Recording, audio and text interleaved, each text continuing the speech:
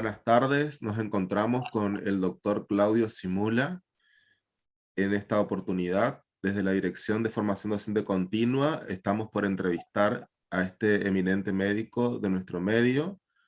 En esta ocasión refiriéndonos a un tema muy importante que consideramos que debemos capacitar y formarnos permanentemente, que es la nutrición humana.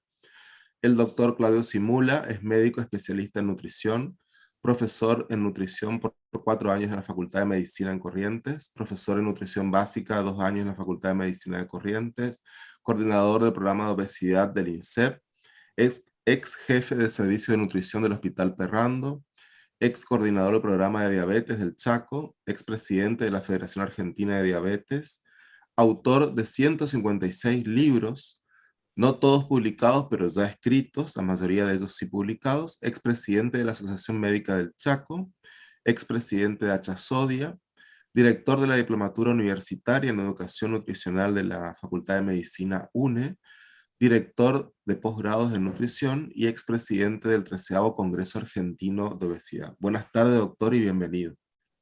Buenas tardes y bueno, muchas gracias.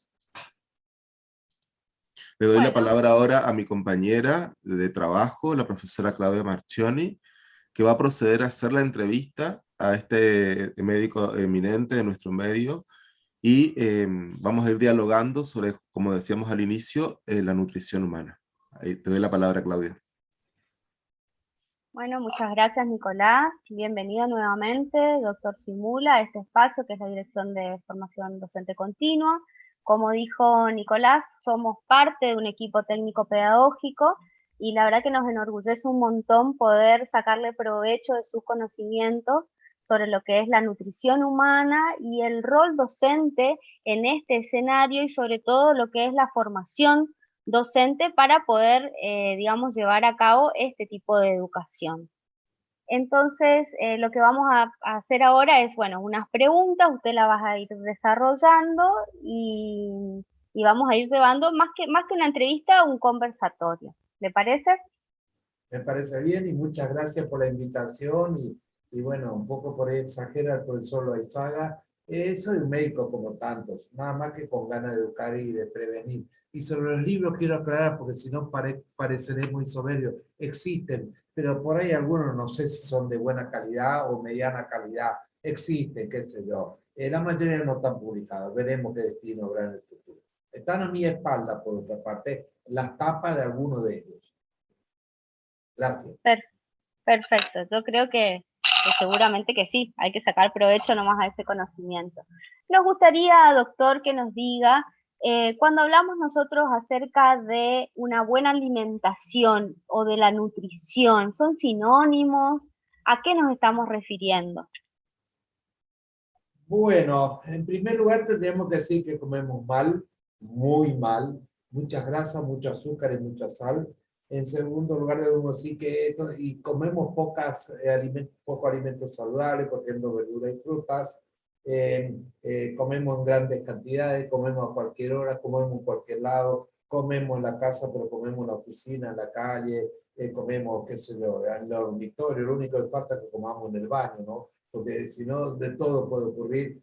Y por otra parte comemos porque hay varios factores. La gran cantidad de oferta de alimentos, una publicidad, discúlpenme que lo diga, acosadora, insistente, a veces cruel, donde existen demasiados alimentos, donde eso se contrarresta con que la gente no tiene una buena información nutricional. Es decir, come por lo que dice la publicidad, no come por lo que dice la ciencia, lo que dice la educación.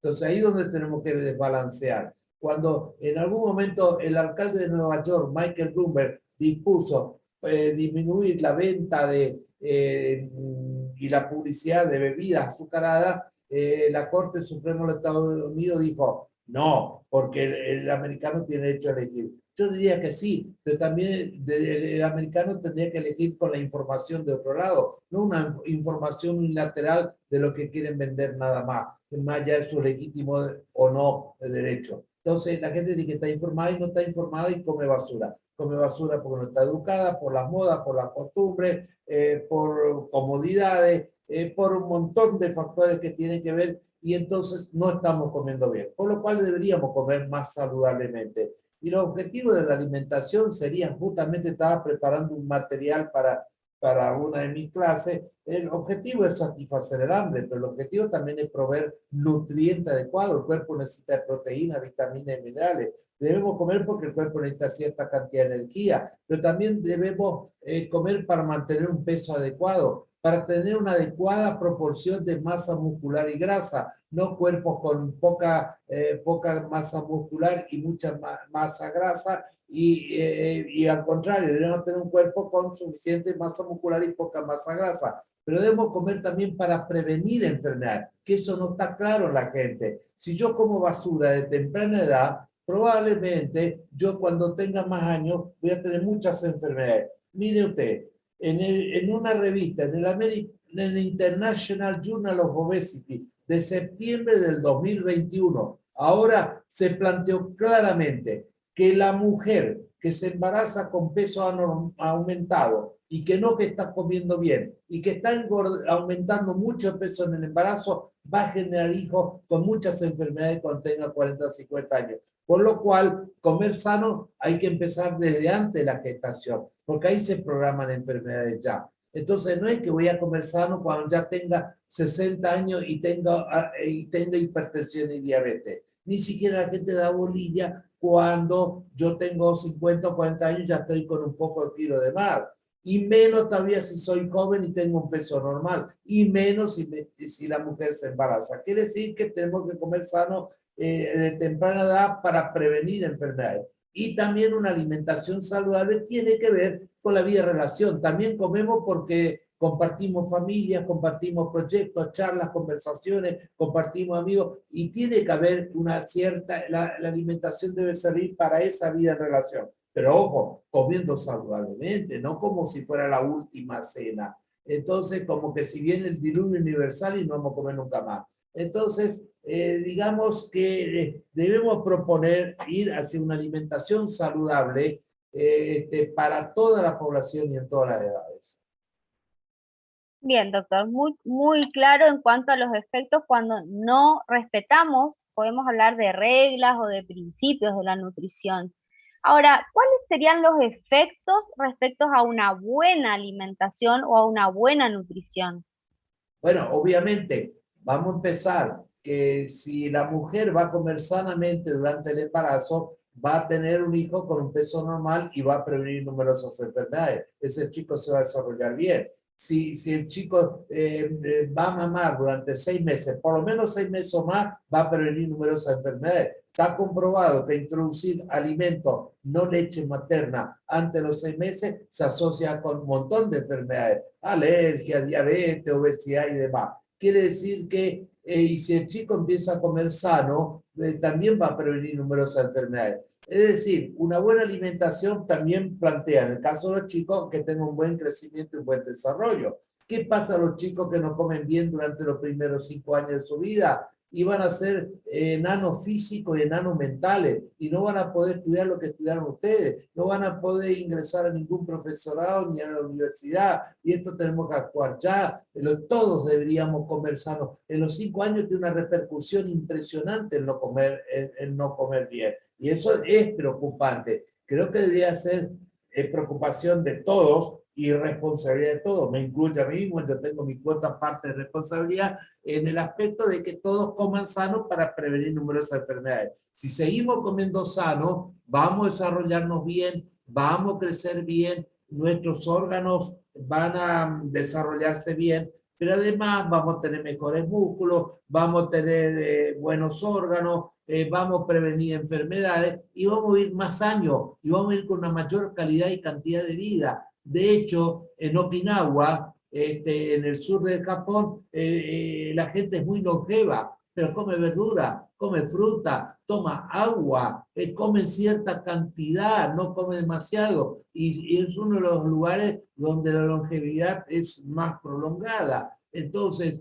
tiene muchos beneficios el comer sano. Ahora, muy bien, ¿y el placer dónde está? Y yo digo lo siguiente, el placer yo lo puedo encontrar no solamente en una comida, el placer yo lo puedo encontrar en esta charla, en una clase, que me da placer también. Puedo encontrar el placer escribiendo, terminando un cuento, terminando un libro, viendo el sol, viendo la luna, charlando con los amigos, no solamente en la comida.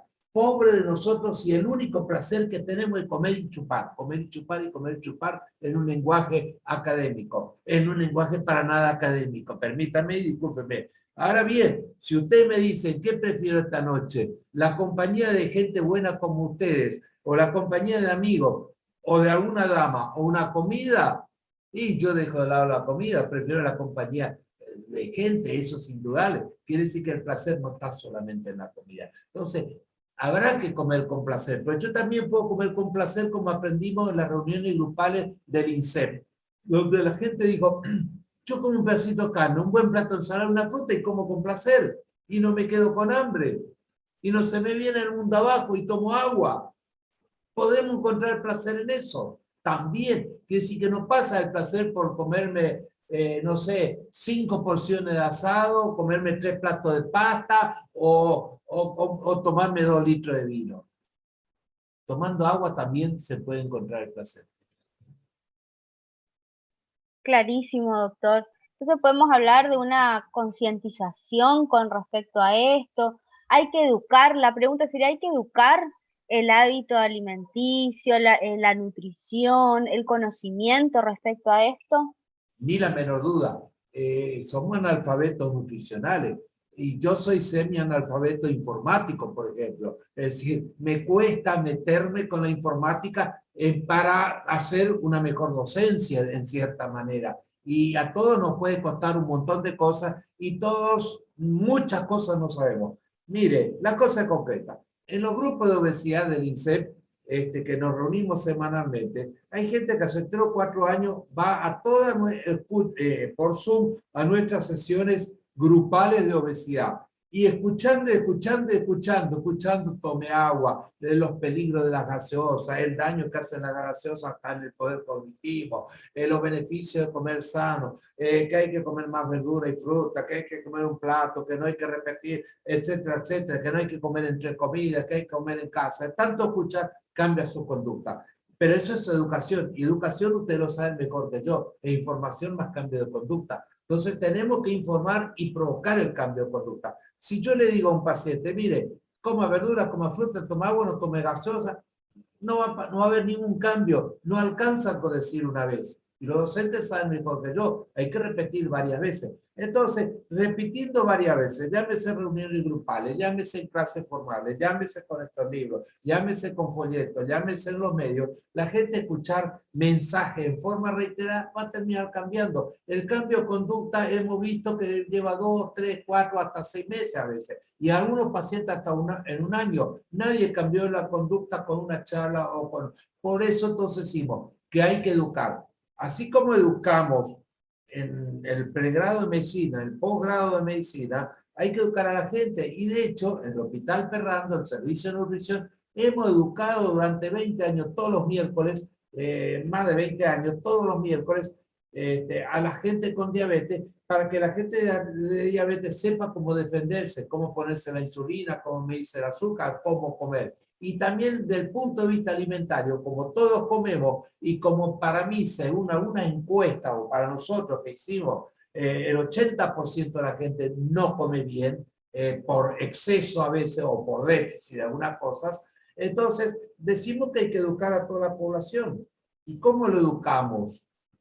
Y me parece que el lugar ideal para educar es en toda la infraestructura del Ministerio de Educación. ¿Cómo llegamos si no de todas maneras? El Ministerio de Educación tiene mucho poder de llegar a mucha gente, que no podemos llegar a los médicos, que no podemos llegar tal vez hasta en el sistema de salud, porque el sistema de salud no tiene un promotor de salud que va casa por casa a controlar la salud. Entonces, desde los consultorios y desde el concepto de tratar enfermos y no cuidar al sano es muy difícil llegar. Entonces me parece que el ámbito más adecuado es el Ministerio de Educación, que puede llegar con su mensaje a todos los chicos, a la mayor parte de los chicos de Chaco y por ello a toda la población. Medicina, salud es educación en primer lugar, la primera medida. Medicina no tengo que pensar solamente en medicamentos. que eso es para los enfermos, pero la mayoría de la población necesita educación. En este caso, educación alimentaria. Pero educación como hacen los medios, por ejemplo, con la pandemia con esta pandemia, lávese las manos, use barbijo, esté a 2 metros, reiteren y reiteren, reiteren. ¿Eso se hace con alimentación? No, no se hace. Claro, la pandemia es algo urgente, agudo, que hay que hacerlo ya. La alimentación no me va a afectar hoy o mañana.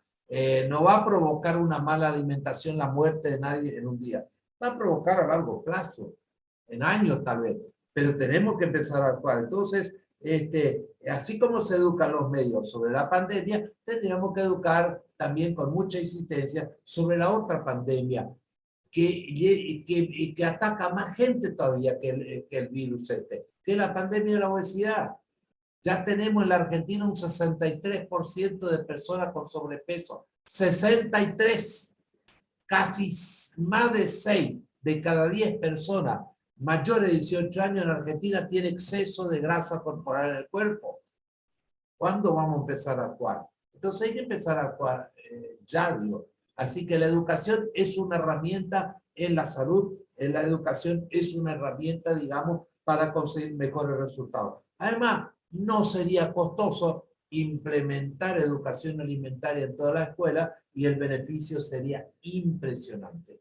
A eso iba, doctor. Bien. Entonces, podemos ubicar a la escuela en un escenario central, o si hablamos de un escenario, de un contexto, podemos ubicar a la escuela en el centro.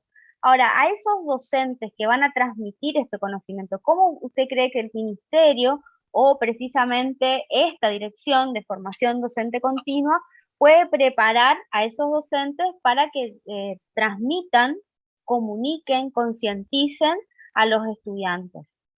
Bueno, ante todo yo quiero decir que hay que dar conocimientos año 2020.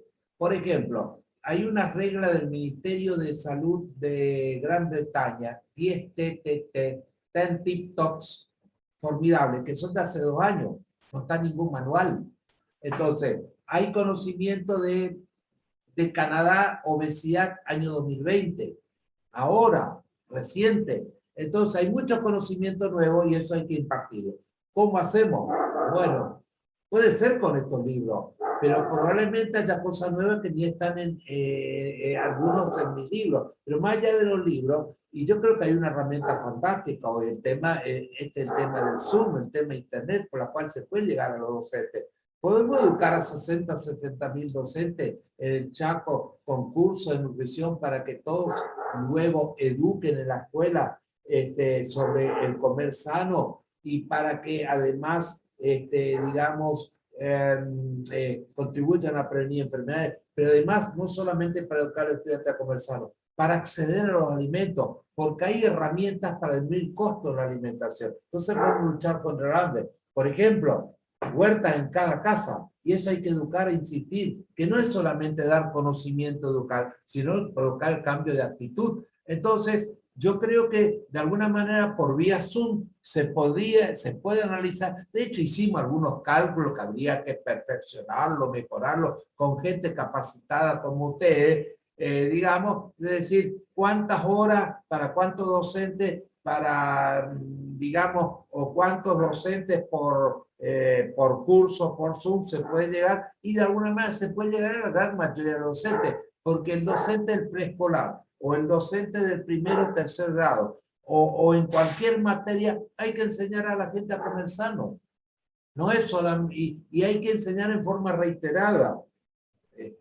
Para mí, yo pondría una materia que se llame nutrición o vivir saludablemente. Existía en otras épocas, no sé cómo está hoy el currículum, no lo conozco. Tal vez está mucho mejor de lo que yo sé y pido disculpas si algo me equivoco o no digo bien. Pero, por ejemplo, educar sobre cuestiones de la salud. No es solamente comer sano, sino vivir sano. Vivir sano es comer sano, es hacer actividad física, es dormir 7 horas y de noche, gente. Y que eso no tiene en cuenta muchos de nuestros jóvenes, y eso perjudica la salud, y no caer en los vicios, en el cigarrillo, en las drogadicciones y en el alcoholismo. De modo que hay mucho para educar y hay que ser insistente. De modo que yo creo que de alguna vez se puede, tal vez tengamos que juntarnos si uno puede ser útil, no lo sé, con todos los equipos que tienen ustedes, magnífico, impresionante y con muchas ganas de hacer cosas y diseñar cómo hacemos para educar a 50, 60 mil docentes.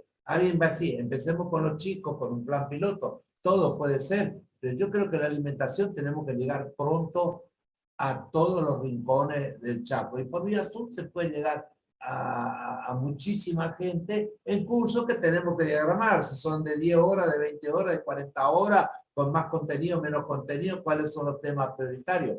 Pero si nosotros logramos que los docentes, y termino con esto, por ejemplo, con algunos consejos básicos, si empezamos que la gente logramos convencer que tome agua y no tome bebidas azucaradas, que son más caras, y el agua que nos da Sechepe mucho más barato que la bebida que aparecen por ahí, ya ganamos una batalla. Si conseguimos en segundo lugar que la gente coma verdura y plante verdura, también disminuimos el costo y ya estamos comiendo sano. Quiere decir que puede ser paulatino también, con 3, 4, 5, 8 consejos básicos, que la gente empiece a tomar agua, a comer verdura, a no picotear, eliminar los bizcochitos de la oficina, etcétera, etcétera. Hay consejos básicos, podemos llegar lejos, ¿no?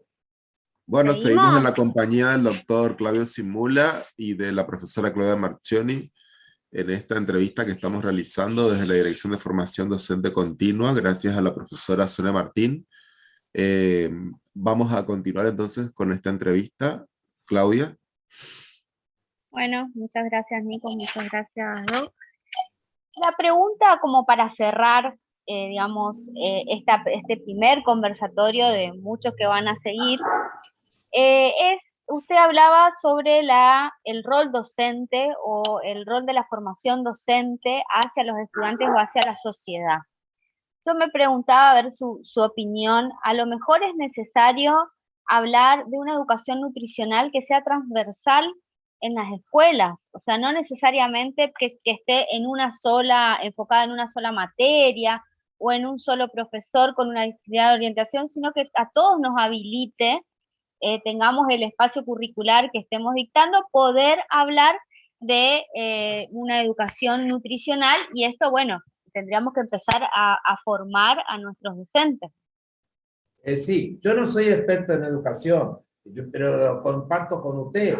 Es decir, fue una materia, pero probablemente lo que más convenga es que todos los docentes en sus distintas áreas y en forma transversal eduquen. Es decir, podemos en historia educar sobre nutrición. Bueno, Colón fue a las Américas, pero fue a buscar especias. Bueno, las especias son una forma de condimentar los alimentos, etcétera, etcétera. Bueno, de la América se llevó el cacao. El cacao es un alimento estimulante con xantina que estimula el sistema nervioso central, etcétera, etcétera. Y después el chocolate que tiene 500 calorías por kilo, pero en cierta cantidad, etcétera, etcétera, etcétera. Es decir, en geografía ni que hablar, qué alimentos se producen en cada lugar de cada país y cómo, y de las bondades de cada alimento. Quiere decir que sí, está bien, hay que educar. Ahora, lo que tiene que educar son los docentes. Vamos a suponer que, bueno, uno contribuye a la educación. Yo no puedo educar a todos los chicos del Chaco. Entonces,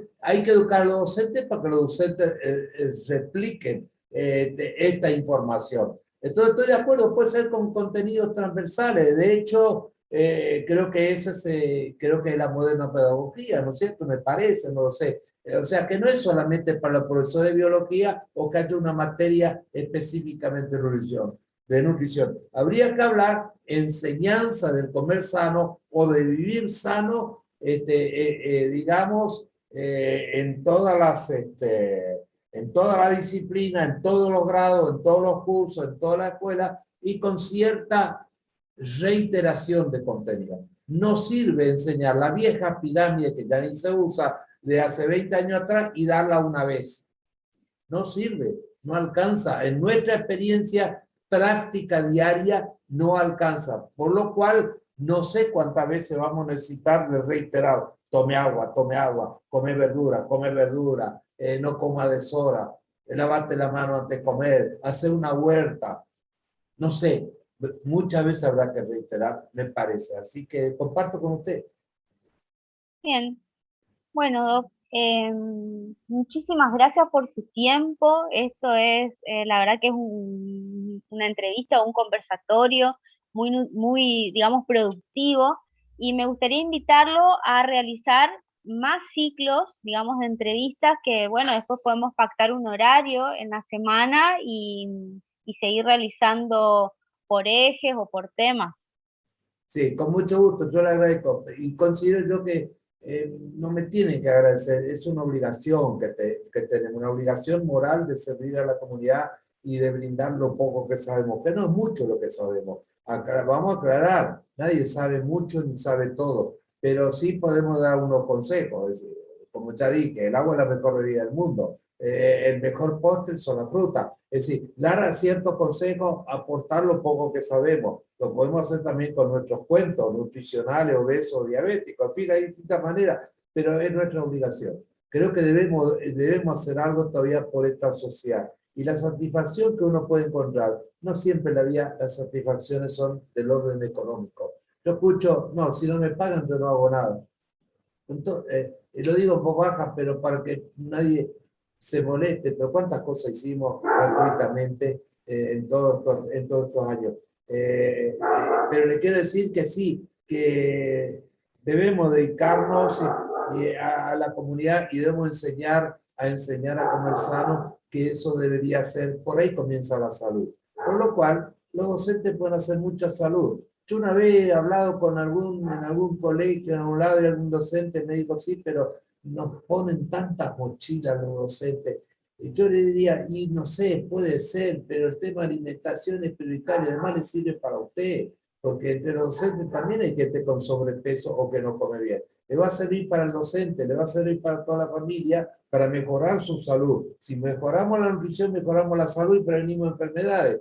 Pero bueno, después habría que ver cuántas cosas hay que meter en la mochila del docente o no. Pero me parece que hay que enseñar a comer sano desde temprana edad. Pero aclarado, comer sano y cómo hacer para disminuir costos en la alimentación.